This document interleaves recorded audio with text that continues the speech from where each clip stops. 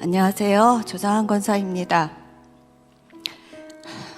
이번에 제가 간증할 내용은 지난주 수요일 큐티 본문인 에스라 2장 1절에서 15절까지의 말씀으로 제목은 이름을 기억하시는 하나님입니다.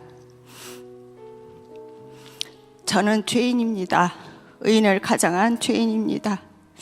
몇 주 전 수요 큐티 간증을 처음 제안받았을 때 하나님의 약속대로 바벨론 포로에서 돌아온 이스라엘 백성이 성전을 재건하는 쉽지 않은 내용의 에스라 말씀으로 어떻게 큐티 나눔을 해야 할지 막막하였습니다. 그러나 하나님께서는 저희 백내장 수술 사건을 통해 죄악으로 포로되었던 이스라엘 백성처럼 의인을 가장한 죄인인 저희 이름도 기억하시고 계심을 깨닫게 해주셨습니다.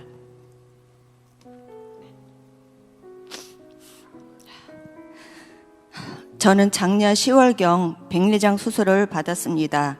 수술 이후 지금껏 당연하게 여겨졌던 주변 세상이 너무도 선명하고 깨끗하게 보이기 시작했습니다.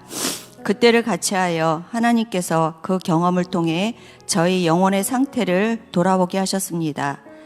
나는 영적으로 얼마나 흐릿하게 살아왔는가. 수술 전에는 세상을 뿌옇게 바라보면서 그것이 얼마나 심각한지 몰랐던 것처럼 저희 죄와 수치를 제대로 직면하지 못하고 있었던 것입니다. 에스라 2장 1절에서 2절 말씀입니다. 옛적에 바벨론 왕 느부갓네살에게 사로잡혀 바벨론으로 갔던 자의 자손 중에서 노임을 받고 예루살렘과 유다 도로 돌아와 각기 본성에 이른 자 곧 수룹바벨과 예수아와 느헤미야와 스라야와 르엘리야와 모르드게와 빌산과 미스발과 비그웨와 르훔과 바하나 등과 함께 나온 이스라엘 백성의 명수가 이러하니 이들은 모두 이름이 있는 자들입니다. 70년간 포로 생활로 수치와 실패와 혼란의 역사를 지나온 사람들이 하나님의 은혜로 고향 땅을 다시 밟고 있습니다. 저는 거기서 저 자신을 보았습니다. 수룹바벨, 예수아, 느헤미야, 스라야 등 하나님께서 이들의 이름을 부르신 것처럼 저희 이름도 부르시는 것입니다. 죄로 포로 상태인 저를 부르고 계신 것입니다. 에스라 2장의 귀한 자들이 바벨론 포로로 잡혀간 것은 이스라엘의 죄와 우상 숭배 때문이었습니다. 말씀을 묵상하며 저는 하나님 앞에 정직하지 못했던 것들이 떠올랐습니다. 수술 전에 저희 눈이 뿌옇게 변해 있어도 그것을 그냥 나이가 들어가는 현상이라 여겼듯이 저도 저희 죄를 오랫동안 별것 아닌 것, 다들 그러는 것으로 합리화하며 살았던 것입니다. 이렇듯 하나님께서 저의 말씀을 통해 깨닫게 하신 저의 죄와 수치는 하나둘이 아니었습니다. 저희 삶의 주도권을 하나님께 온전히 드리지 않고 스스로 붙들고 살고자 했던 교만함, 공동체 안에서 형식적인 신앙생활에 안주하며 타성에 젖어 미루었던 회개, 작은 이익 앞에서 하나님보다 물질을 먼저 택하였던 만몬주의적인 가치관, 가족과 이웃에게 사랑과 섬김보다 권위와 판단으로 정죄했던 것 등 이루 말로 표현할 수 못할 것까지 많은 것을 깨닫게 해주셨습니다.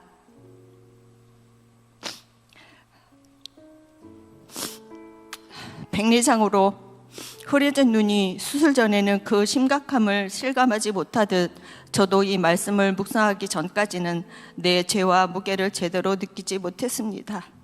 말씀이 그 영적 백내장을 걷어내는 수술이 되어주었습니다. 백내장 수술대 위에 차가운 감촉이 아직도 생생합니다. 저희 힘으로 할 수 있는 것은 오직 수술대 위에 눕는 것뿐이었습니다. 눈을 고치는 것은 전적으로 집도하는 주치의에 달려 있었습니다. 그때 하나님께서 저희 마음속에 말씀하셨습니다. 너의 인생도 이렇게 나에게 맡길 수 없니? 저희 고집과 의지로 붙들고 있던 삶의 운전대를 그제야 비로소 놓게 되었습니다. 백내장 수술은 제 눈을 고치는 시간이기도 하였지만 동시에 저희 교만함을 깨트리는 하나님의 수술 시간이기도 했습니다. 에스라 2장에는 수많은 사람들의 이름이 기록되어 있습니다.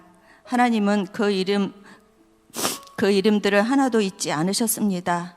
포로살이의 수치와 실패에도 불구하고 하나님은 그 각각의 이름을 부르셔서 예루살렘으로 돌아오게 하셨습니다.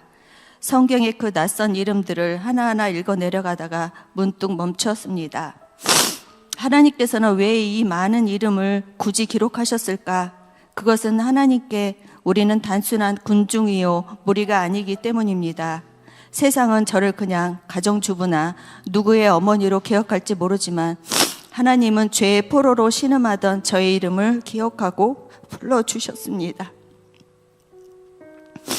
수치스러운 과거를 가진 저를 죄인이 아닌 사랑하는 딸로 불러주시는 하나님의 따뜻한 음성에 가슴이 먹먹해졌습니다.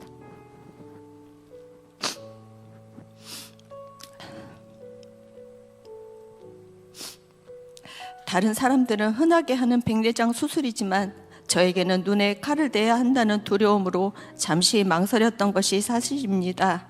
그러나 지금 돌이켜보면 백내장 수술은 저의 육체뿐만 아니라 영혼까지도 함께 회복시키는 시간이었고 하나님께서 저의 이름을 기억하시고 계심을 확실하게 경험하는 시간이었습니다. 에스라 2장의 귀한 자들은 단순히 돌아오는 것으로 끝나지 않았습니다. 그들은 고향 땅에서 다시 성전을 세우고 하나님께 제사를 드리고 새 삶을 시작하였습니다. 귀환은 목적이 아니라 시작이었던 것입니다. 백내장 수술 후 저는 훨씬 새로워진 눈으로 세상을 보기 시작하였습니다. 마찬가지로 회개 이후의 삶은 더욱 선명해진 영적 시야로 하나님의 은혜를 더욱 또렷이 보고 성도들을 사랑의 눈길로 살피며 신앙생활을 하도록 하겠습니다. 또한 에스라와 함께 귀환한 자들처럼 저도 이 은혜의 자리에서 하나님의 성전을 다시 세우는 삶을 살도록 하겠습니다. 저의 적용은 매일 아침 10분 말씀 앞에 조용히 앉아서 하나님의 음성을 듣는 시간을 갖겠습니다. 아직도 믿지 않고 있는 형제 자매의 영혼 구원을 위해 주 1회라도 기도하는 마음을 따로 정하여 지키겠습니다. 감사합니다. 할렐루야. 수요큐티 예배에 함께하고 계신 우리 수지산성 가족 여러분을 예수님의 이름으로 환영하고 축복합니다. 네, 오늘은 지하 2층뿐만 아니라 1층에도 굉장히 많은 분들이 오셨네요. 네, 새롭습니다. 여러분, 끝날 때까지 끝난 게 아니다라는 말 많이 들어보셨죠? 많이는 들어봤는데 정확히 그 출처가 어딘지, 누가 한 말인지는 잘 모르실 겁니다. 끝날 때까지 끝난 게 아니다. 그럼 누가 한 말이냐? 사진 띄워주시고, 네. 미국의 유명한 야구 선수 요기 베라가 한 말입니다. 야구 정말 정통한 팬이신 분들은 아마 이 분이 누구신지 아실 텐데 저는 야구 문맹이어가지고 네, 이번에 이분의 얼굴을 처음 봤습니다. 이 요기 베라 선수가 1973년에 뉴욕 매츠팀의 감독으로 있을 때 한 말이에요. 당시 이 요기 베라가 이끌던 팀이 리그에서 꼴등을 하고 있었는데 기자가 이 요기 베라에게 약간 장난스럽게 물었습니다. 당신이 생각해도 이번 리그는 끝난 것 같죠?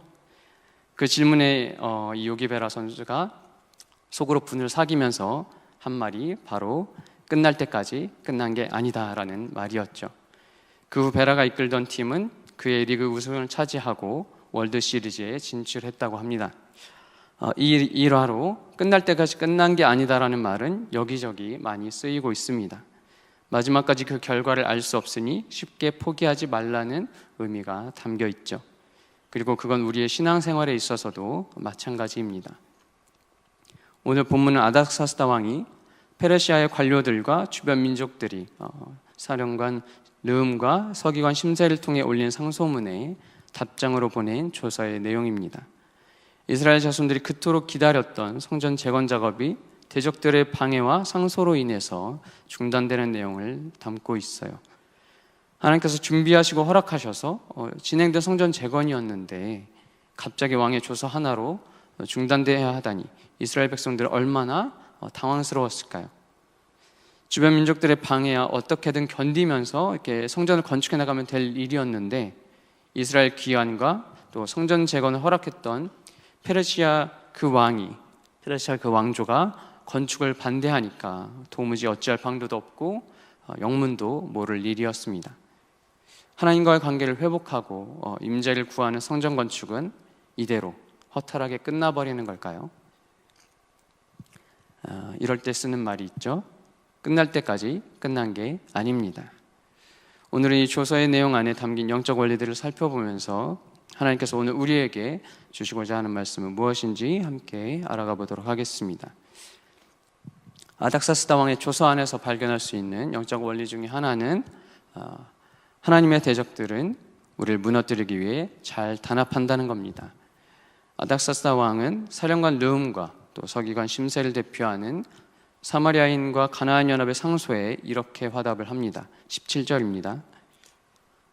왕이 방백 르훔과 서기관 심세와 사마리아에 관한 저희 동료와 강서편 다른 땅 백성에게 조서를 내리니 일렀을 때 너희는 평안할지어다. 너희는 평안할지어다. 네.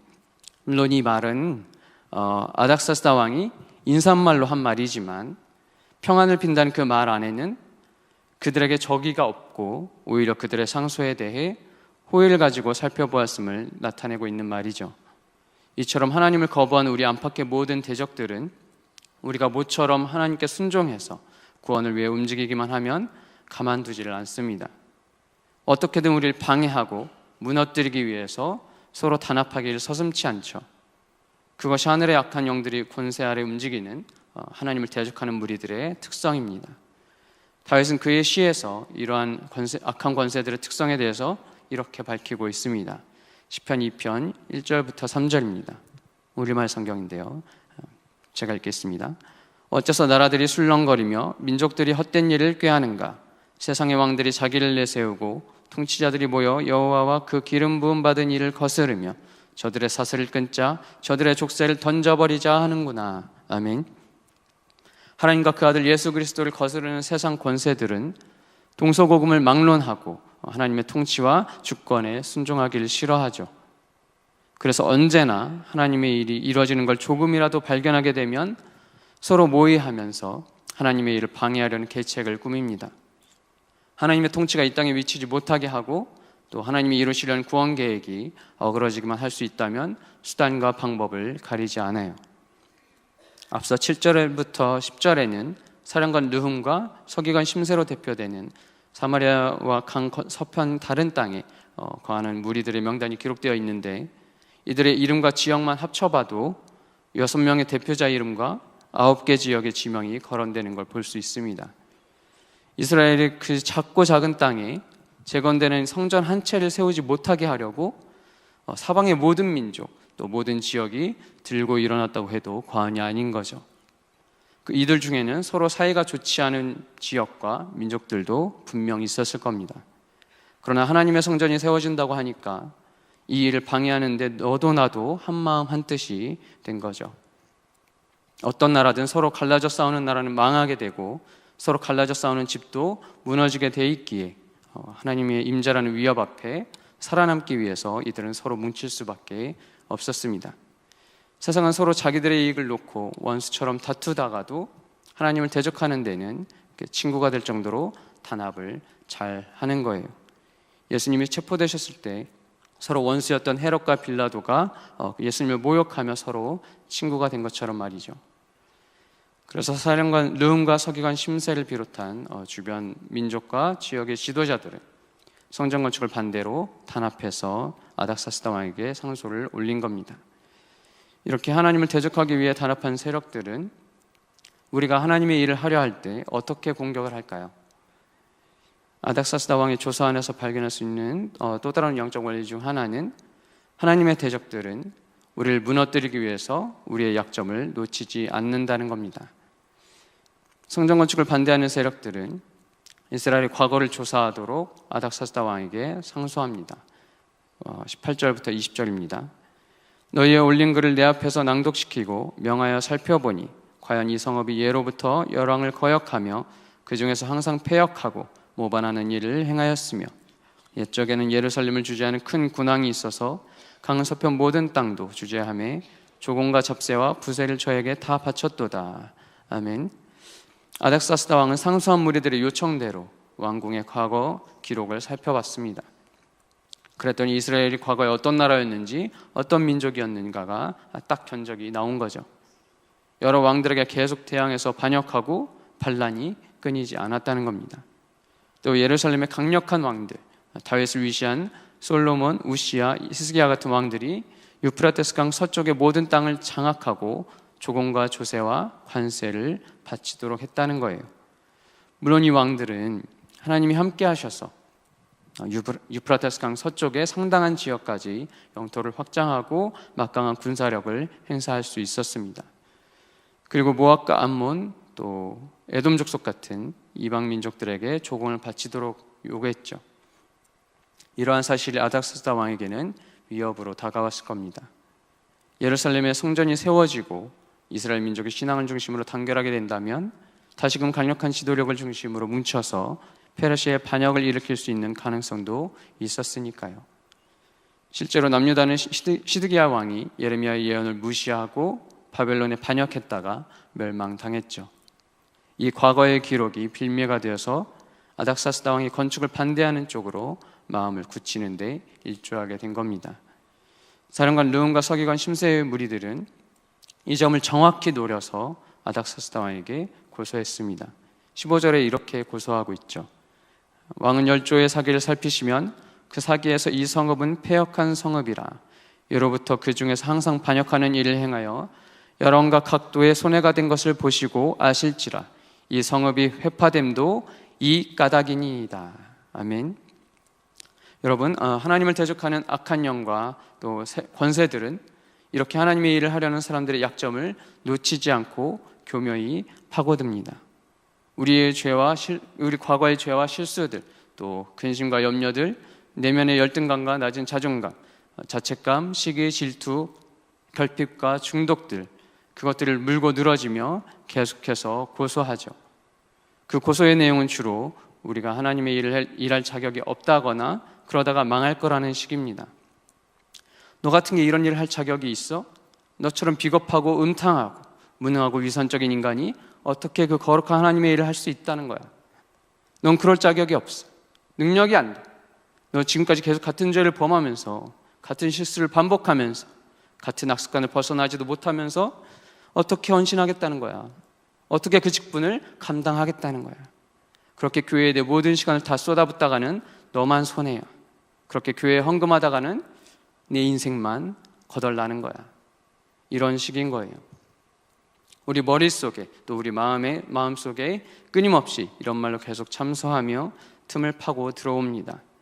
때로는 친한 가족이나 친구 또 주변 이웃들을 통해 듣게 만들기도 하죠. 그럼 아주 그럴싸합니다.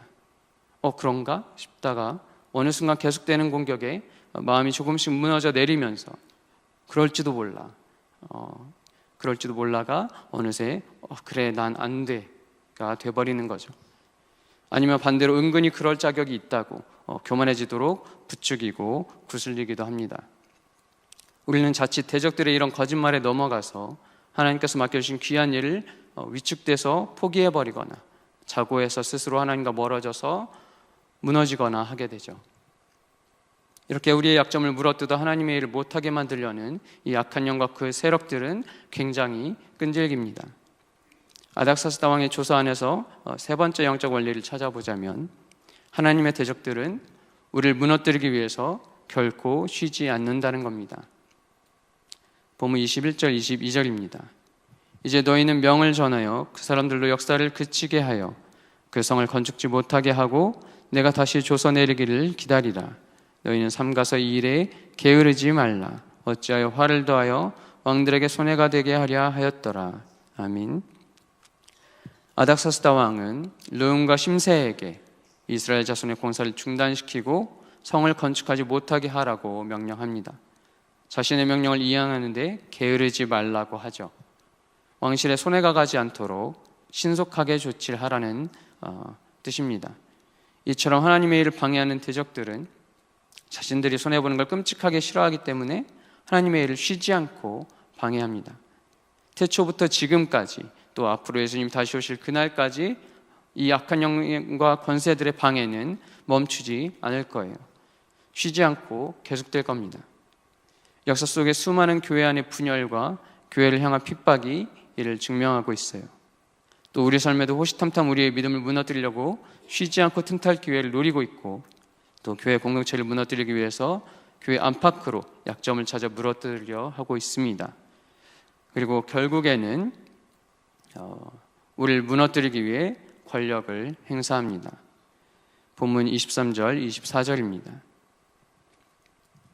아닥사스다 왕의 조서 초본이 르흠과 서기관 심세와 그 동료 앞에서 낭독되매 저희가 예루살렘으로 급히 가서 유다 사람들을 보고 권력으로 억제하여 그 역사를 그치게 하니, 이에 예루살렘에서 하나님의 전 역사가 그쳐서 바사왕 다리오 제2년까지 이르니라. 아멘. 아닥사스다 왕의 조서를 하달받은 르흠과 심세와 또 그 동료들은 예루살렘으로 급히 달려가서 이스라엘 자손들의 권력을 행사해 공사를 중단시켰습니다. 중단된 성전 건축 공사는 그로부터 16년 뒤인 다리오 왕 2년까지 계속 중단된 채로 남아있죠. 하나님을 대적하는 세력들은 이렇게 교회와 하나님의 일에 세상 권력을 동원해서 방해하고 무너뜨리려 합니다. 우리나라 교회도 과거 일제강점기와 6.25 전쟁부터 또 최근에는 코로나 방역체계도 있었고, 지금도 계속 발효되고 있는 차별금지법과 이번에 새로 발의된 종교법인 해체법도 악한 영과 세력들이 교회를 무너뜨리고 하나님의 일을 방해하기 위해서 교묘하게 권력으로 억제하려고 하는 움직임 중에 하나라고 할 수 있죠. 앞으로 또 어떤 권력을 행사해서 교회를 핍박하고 무너뜨리려 할지 알 수 없습니다. 또다시 교회에서 예배를 드릴 수 없고, 교회가 문을 닫고 가정에서 맘 놓고 모이지 못하고 찬양과 기도를 할 수 없는 날이 올지도 모르죠. 그럼에도 이 모든 영적 전쟁의 원리를 넘어서는 절대 원리가 있어요. 그 절대 원리는 하나님의 대적들은 우리를 무너뜨릴 수 없다는 겁니다. 하나님의 일은 하나님이 끝내실 때까지 끝나지 않기 때문입니다. 하나님이 시작하신 일은 하나님이 끝내셔야 끝납니다. 그러나 때로 하나님께서 대적들을 사용하셔서라도 하나님의 일을 맡은 우리를 잠시 멈추도록 하실 때가 있습니다. 본문의 성전공사 중단 사건이 그런 경우죠. 하나님께서는 21절에 아닥사스다 왕을 통해서 다시 조서를 내릴 때까지, 또 24절에 다리오 왕 제2년이 될 때까지 거의 16년 동안 성전공사가 중단되도록 허락을 하셨습니다. 그렇다면 왜 하나님께서는 성전 재건이란 중요한 이 과업을 대적들을 통해 멈추도록 허락하셨을까요? 한 가지 일화를 들려드리도록 하겠습니다. 예수전도단이라는 세계적인 선교단체를 설립한 로렌 커닝햄 목사님의 젊을 적 얘기인데요. 그분의 책 하나님 정말 당신이십니까에 나오는 이야기입니다. 로렌 목사님은 예수전도단 팀원들과 이렇게 바하마 선교 여행을 가신 적이 있는데, 도중에 불어온 태풍에 집과 가족을 잃은 주민들을 목격하면서 그 섬 주민들에게 건축 자재들과 구호 물자를 옮겨 도와줄 배가 있다면 얼마나 좋을까 하는 그런 애타는 마음으로 기도하셨다고 합니다. 그리고 수년이 지난 1972년 어느 날에 목사님은 서울에서 홍콩으로 가는 그 비행기 안에서 배를 사라고 하는 하나님의 음성을 들었다고 해요. 근데 배를 사려면 숙련된 선원들과 또 막대한 자금이 필요했고, 목사님은 하나님께 확신을 구했다고 합니다. 몇 주가 지나서 로렌 커닝햄 목사님과 동료들이 함께 모인 자리에서 이 배 구입에 관해서 하나님이 들려주신 음성에 대해 나누고 기도하는 시간을 가졌습니다. 그때 갑자기 누군가 문을 두드렸고, 오랫동안 1등 항해사와 선장으로 일했던 사람이 하나님이 자신을 선교로 부르신다며 찾아왔죠. 배를 구입하라는 하나님의 음성을 들은 지 13개월 만인 1973년 4월에 로렌 목사님은 뉴질랜드로 향했습니다. 마우리호라는 전장 137m 크기의 배를 보러 간 거였죠. 목사님이 보기에 그 배는 세계의 바다를 누비면서 구호활동을 하며 복음을 전할 선교선으로 딱이었습니다. 사진 아직입니다. 저건 다른 배예요. 네. 그때 이미 선장을 비롯해서 선원들이 확보되어 성교 훈련을 시키고 있는 중이기도 했어요. 배만 준비되면 되는 상황이었죠. 로렌 목사님은 그 배가 하나님께로부터 온 운명이라고 생각하셨다고 합니다. 그때까지만 해도 그게 가장 큰 실수가 되리란 걸 알지 못하셨다고 해요. 당시에는 모든 게 잘 진행되는 것처럼 보였기 때문입니다. 목사님 마우리호를 본 지 4개월 후에 72,000달러의 계약금을 지불하고 남은 잔금을 30일 뒤에 지급하기로 계약을 마쳤습니다. 그 일이 있은 지 얼마 뒤에 어느 사업가로부터 전화가 와서 하나님께서 예수 전도단을 위해 무언가 자신에게 하라고 이렇게 말씀하셨다고 하면서 마우리호의 계약금보다 많은 금액의 돈을 보내왔어요. 그때부터 온 세상이 예수 전도단을 주목했고 목사님과 예수 전도단 일원들은 확신이 있었대요. 목사님은 언론과의 인터뷰에서 하나님께서는 그분의 백성에게 말씀하실 뿐만 아니라 필요한 모든 걸 공급하시는 분이라고 밝혔고, 신문에는 예수 전도단 청년들이 말하기를 하나님께서 우리에게 배를 주실 것이다 라는 머릿기사가 실리기까지 했습니다. 한 달 후 잔금 치를 일만 남아 있었죠. 로렌 목사님 한동안 신이 났지만 어느 날 일을 진행하는 걸 좀 늦춰야 할 필요를 느끼셨다고 합니다. 기도하고 금식하면서 하나님과 독대하는 시간이 필요하셨다고 해요. 그런데 그 시간 동안 조용히 앉아서 히브리서 말씀을 읽다가 경고의 말씀을 받으신 거예요. 히브리서를 읽으시다가 히브리서 12장 26절 27절 말씀이 목사님의 마음에 들어왔는데, 진동치 아니하는 것을 영종케 하기 위하여 내가 또 한번 땅만 아니라 하늘도 진동하리라. 이 말씀이 배에 관해 경고하시는 말씀이라고 느꼈다고 합니다. 그리고 다음 날 우려스러운 마음으로 예수전도단 캘리포니아 사무실로 전화를 걸어서 그날 배 매입을 위한 후원금이 들어온 게 있는지 물었는데 답은 하나도 들어온 게 없다는 거였습니다. 10일 후면 배의 잔금을 치러야 하는 상황이었어요. 로렌 목사님은 이른 아침에 일어나 깊이 기도했는데 그때 하나님께서 한 장면을 보여주시더랍니다. 목사님이 예수전도단 지도자들 앞에서 막 기뻐서 환호하고 있는 장면이었어요. 여러분, 우리는 배를 얻었습니다. 하나님께서 마우리호를 살 수 있는 돈을 주셨습니다. 현장에 모인 군중들은 두 팔을 들고 환호했습니다. 그런데 그때 목사님은 갑자기 목사님의 왼쪽 그늘에 서 있는 어떤 사람의 모습을 보게 되셨대요. 거기 모여있는 사람들 중 그 누구도 그 사람에게 눈길을 주는 사람이 없었다고 합니다. 목사님은 가까이 가서 그 사람의 얼굴을 들여다봤는데 그는 애통해하고 있었고 그 얼굴을 보는 순간 목사님은 정신이 번쩍 들었다고 합니다. 그분이 바로 예수님이셨던 거예요. 목사님과 예수 전도단 사람들은 배에는 환호하고 박수를 치면서 예수님은 잊고 무시하고 있었던 거죠. 그 사실을 깨닫는 순간 로렌 목사님은 오랫동안 울면서 하나님 저를 용서해 달라고, 우리는 그 배를 가질 자격이 없다고 부르짖으며 회개하셨다고 합니다. 하나님께서 자신의 고백을 들으시고 용서해 주셨다고 느꼈지만 자신만 마음가짐이 바뀌어서 안 된다고 생각을 하셨다고 해요. 목사님이 예수전도단 지도자들에게 그 말씀을 전했고 모든 지도자들은 즉각 하나 되어 회개로 나아갔습니다. 목사님을 비롯한 예수전도단 지도자들은 자신들이 하나님이 가장 사랑하시는 도구이며 자신들이 가장 영적인 선교단체이자 자신들이 다른 사람들보다 믿음에 대해 더 많이 배웠고 자신들이 하나님의 역사를 이뤄드리는 특별한 방법들을 갖고 있다고 생각했던 메스껍고 추악한 교만과 직면했다고 합니다.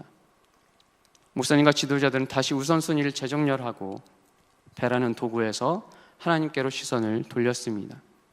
하나님께서 여전히 예수전도단에 배를 주시기를 원했지만 그런 일은 일어나지 않았다고 해요. 로렌 목사님의 동료는 나사로가 죽을 때까지 예수님은 기다리셨다고 얘기하면서 마우리호에 대한 계획이 완전히 죽어야 한다고 조언했다고 합니다. 그 계획과 함께 목사님과 예수전도단은 완전히 죽어야만 했죠. 배에 대한 꿈도 죽었고 예수전도단에 대한 평판도 완전히 손상됐습니다. 그로부터 수개월이 흐르고 목사님의 동료 돈 스티븐스라는 사람으로부터 하나님께서 배에 대한 비전을 다시 일으키고 계신 것 같다는 말을 듣게 됩니다. 이탈리아의 베니스에 있는 오래된 하얀색의 배였죠. 그 배에 대해 들은 지 2달 뒤에 한 남자가 자신이 본 환상에 대해 얘기해 줬는데, 눈앞에 남태평양 지도가 펼쳐지고 그 크고 하얀 배가 하와이에서 출발해서 태평양을 통과하는데, 그 배가 통과하는 곳마다 사람들이 예수님을 알게 되더라는 얘기였죠. 그 얘기를 들은 뒤로 3개월 만에 이탈리아의 배 소유주들과 협상이 시작됐고, 하나님이 아닌 일과 도구 자체의 영광을 돌릴 위험을 주의하면서 신중하게 선교선 사역을 준비해 나갔습니다. 그리고 로렌 목사님과 예수전도단은 그 배 이름을 아나스타시스라고 짓게 됩니다. 그리스어로 부활이란 뜻이죠. 아까 그 사진이 이 아나스타시스호 사진인데요. 이 아나스타시스호는 12,000톤의 선박으로 1978년부터 2007년까지 아프리카 같은 의료 취약 국가들을 순회하면서 선상에서 무료 수술과 의료 봉사로 5,000명이 넘는 생명을 구하고 새 삶을 찾도록 도와준 병원선으로 활동했습니다. 이게 98년 당시 기사로 5,000명이니까 이 배가 은퇴할 때는 어마어마한 사람들을 수술하고 또 구호하고 살리고 이렇게 은퇴를 했을 거예요. 저기 숫자가 나와 있는데 무료 수술만 18,000건이 넘어갑니다.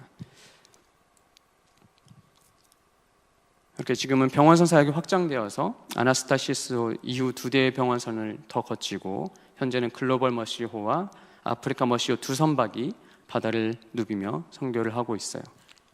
이처럼 하나님께서 우리에게 하나님의 일을 맡기시지만, 때론 우리의 교만과 또 죄로 인해서 우리가 하나님을 잊어버리고 하나님보다 사역과 직분을 더 우선시할 때 하나님과의 관계에 집중하는 제자리로 돌려놓으시기 위해서 하나님은 우리를 잠시 멈추게 하실 때가 있습니다.